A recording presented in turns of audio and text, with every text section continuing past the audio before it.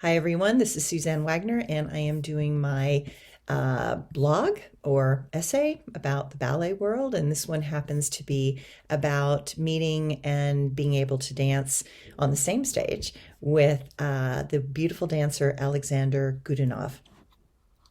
Berlin has probably been a crossroads for many people and artists throughout the centuries. When I was there, it was situated in a place that had divided the Eastern and Western European countries for decades. West Berlin was an island in the East Bloc that was controlled by Russia, and because of that, it was in a unique position to be a bridge between these two realities. When I lived in Berlin, the Polish Solidarity movement led by Lech Walesa happened. Many Eastern Bloc dancers came through in an attempt to get out of the conflicts, and we had many Polish dancers audition with us in Berlin.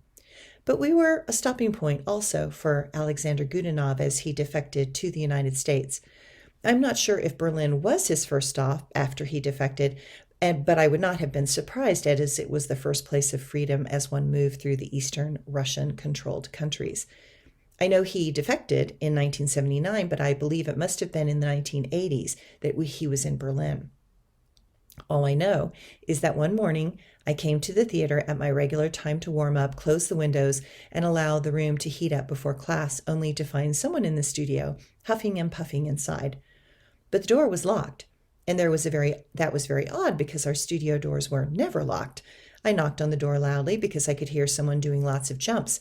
At first, the person inside did not respond, so I knocked louder. Finally, a male voice asks in English with a Russian accent, "Who is there?" very suspiciously. I said that I was one of the dancers and I wanted to get into the studio to warm up. He said, "No, I am in practice." And then I can hear him continuing his practicing. A small crowd of dancers gathers, and we are all in a curious state when Evdokimova comes up and we explain what is going on. She calls out to him inside, and he finally is convinced to open the door and to let us all in. As we come in, the smell was the first thing to hit all of us. There's nothing like the smell of tremendous effort and fear. Okay, let's just remember that dancing is a stinky business. And the European way was, at that time, not as fastidious as most American ways.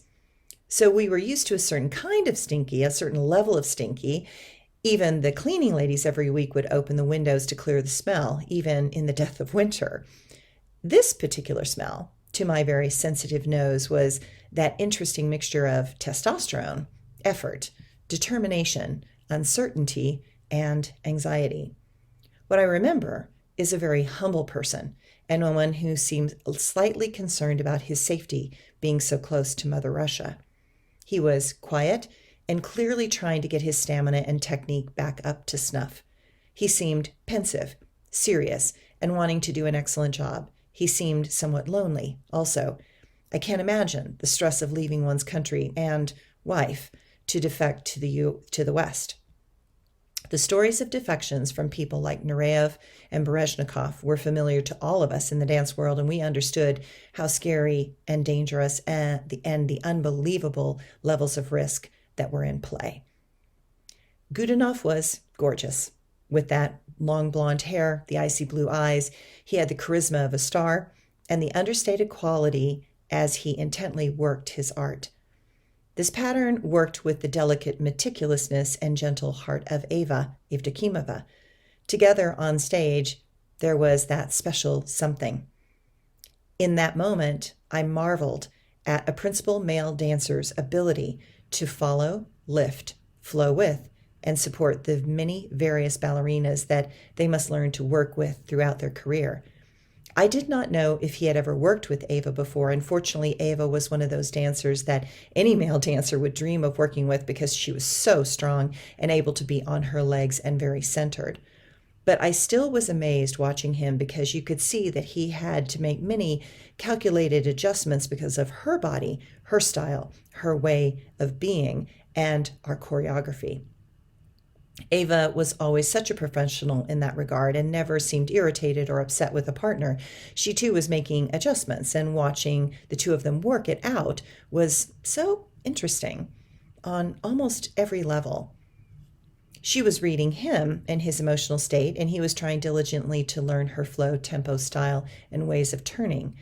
Ava was always kind and great and graceful in her mannerisms. He was considerate and attentive, and the performance was magical that night. Later in my life, I saw Godunov in the various movies that he did, and I marveled at his attempts to leap past film, leap past ballet and into film.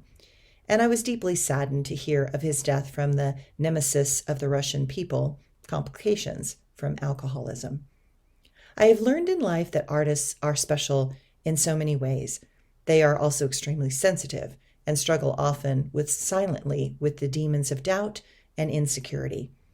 Their power to be bigger than life on stage is complicated by the conflicts that the mind and the body play out in such an emotional art form.